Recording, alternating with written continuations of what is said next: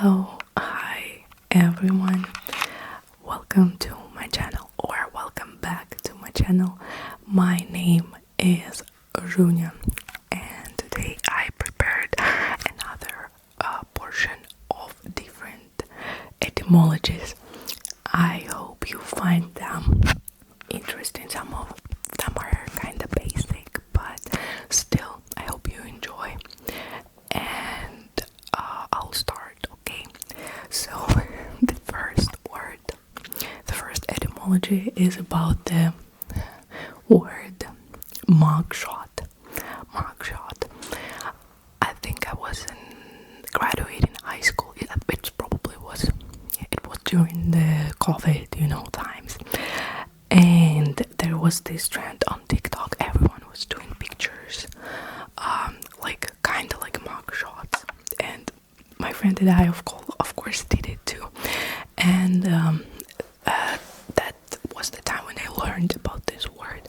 And I got confused because I knew the word mug, but it meant a cup. A cup.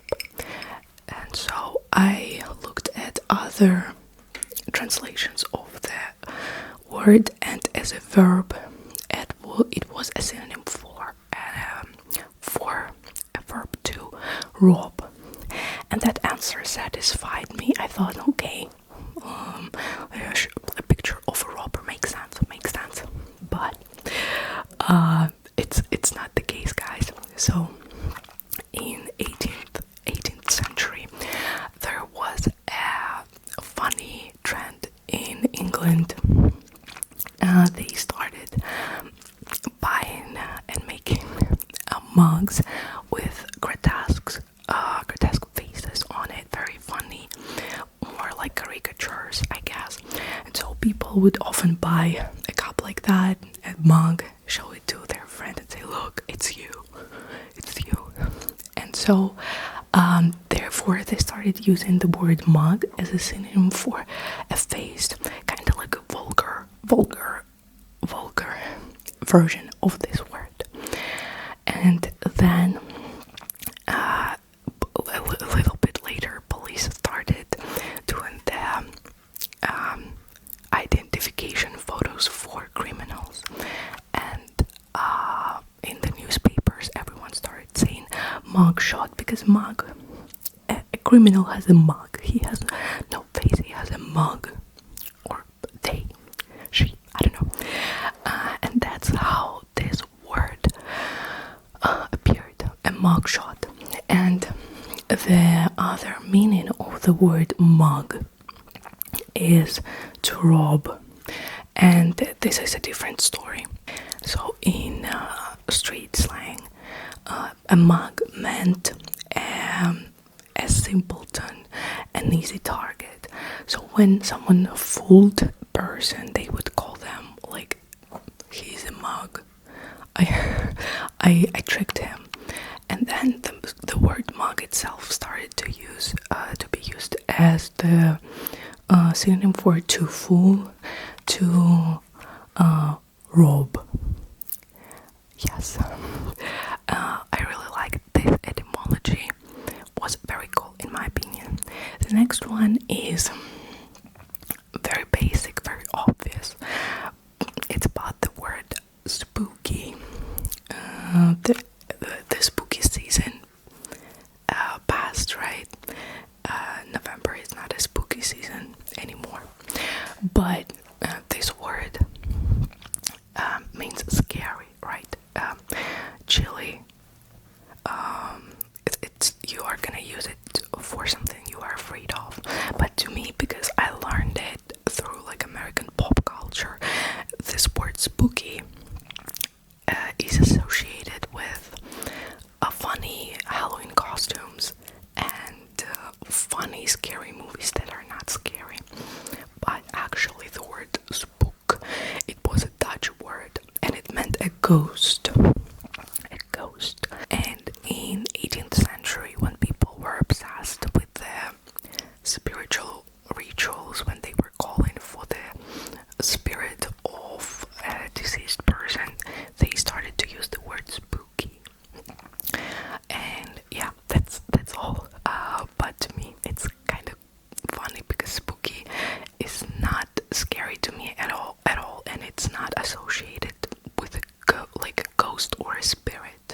It's just a funny word. Kind of sounds like spooky, not scary. The next one is about European languages. Again, most of my etymologies are about them. I know someone asked me like, why don't you do etymologies about different languages? But you see, I'm not. Maybe one day, if I do learn Chinese at some point, I mean Mandarin, I would like to do the Chinese character etymologies because they're also very fun.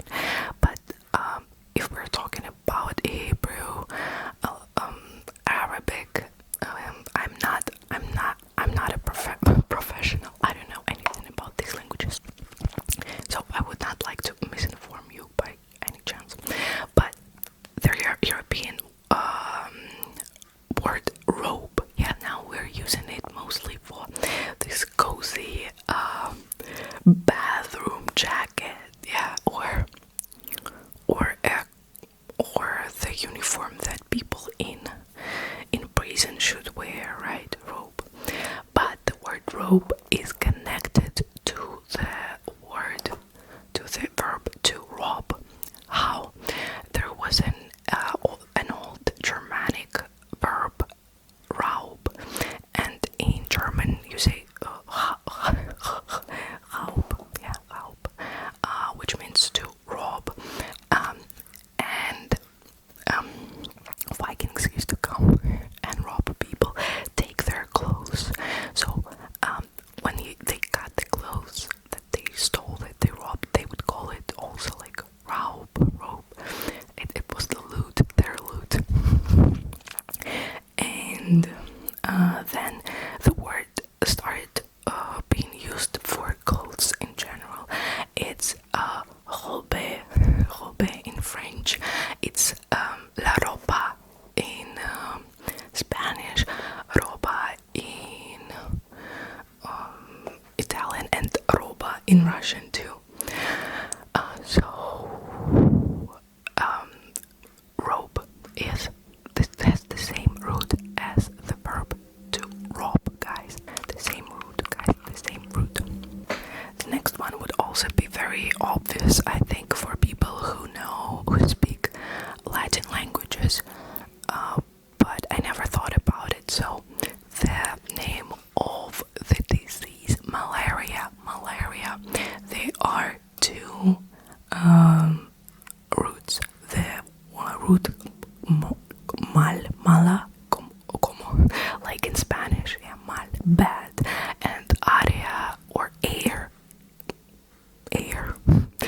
So the name of the sickness literally means bad air. Before discovering germs, doctors thought that malaria was associated with bad air, the gases that come out of swamps and like in damp areas. The air brings you the sickness. And later people discovered that it was the parasites that were transmitted by mosquitoes, but they are still using the word malaria for the disease. I think there are still so many people dying because of malaria, mostly in Africa. That makes me very sad. I hope one day there will be no malaria, no bad air anymore. Then marathon. Those who were geeks and liked to read about Greek mythology, they know the story behind it. So there was a battle between Greeks and Persians, and a guy from Marathon, it was the name of the city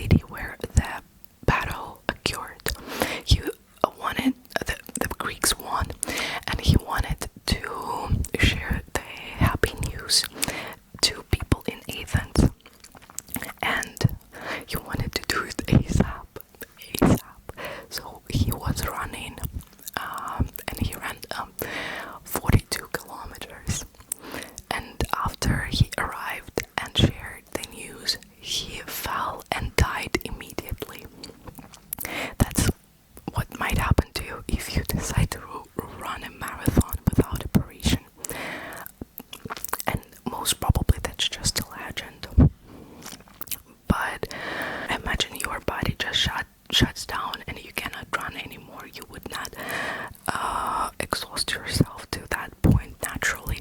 But when the first Olympic Games were organized, people really wanted it to be as the OG Games in Greece. So they came up with the word, oh, they not like came up, they used the word marathon for this distance. So the standard distance is 42 kilometers, 195 meters. You know, guys, you know what? Maybe some of my viewers ran a marathon. If you did, please share. Please tell me. It's so cool, guys. If you did, just like my huge respect. You are so cool. But yeah, the next etymology is about the name of an American city. Chicago, or Chicago, guys. I'm not sure. I've heard people saying Chicago, and at first I was saying Chicago because of the way it's spelled. But apparently Chicago is the more popular version. Tell me, do British people say Chicago or what? So actually, that came from an Algonquin. I hope Algonquin. It's a Native American language, and the original word was Chicago, which meant wild onion or wild garlic. I think in Russian we call it черемша. Probably черемша. So early French traders spelled the word the way they heard it from the locals.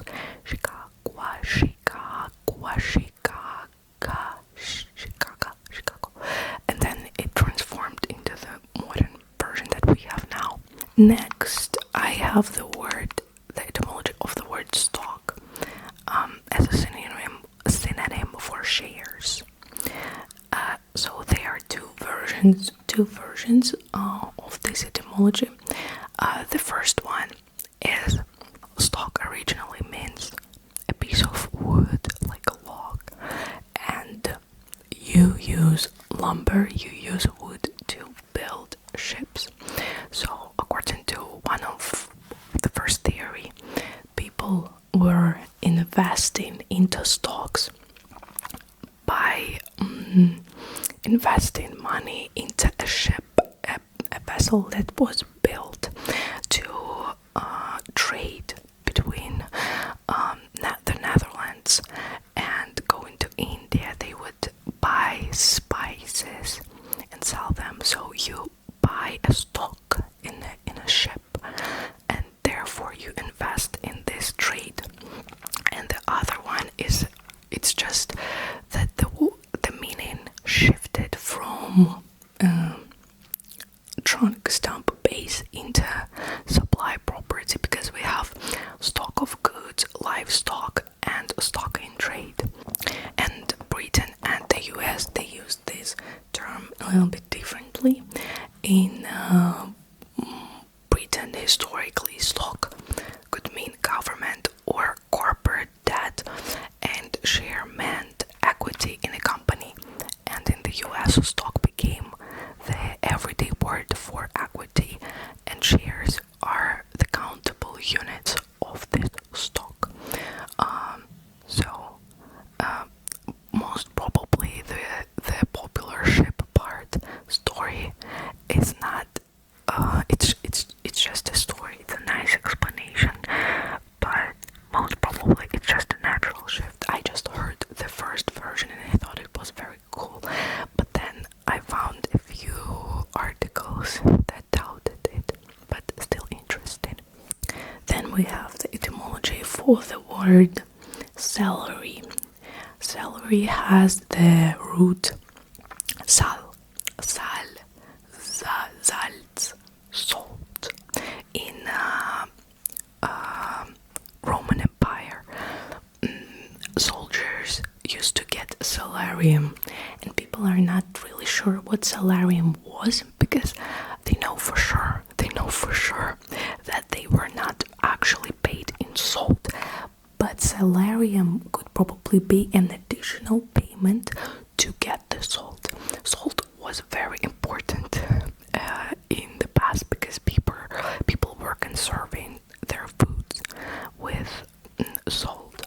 So probably they were getting like a bonus here. It's like your like a tip. Salaria.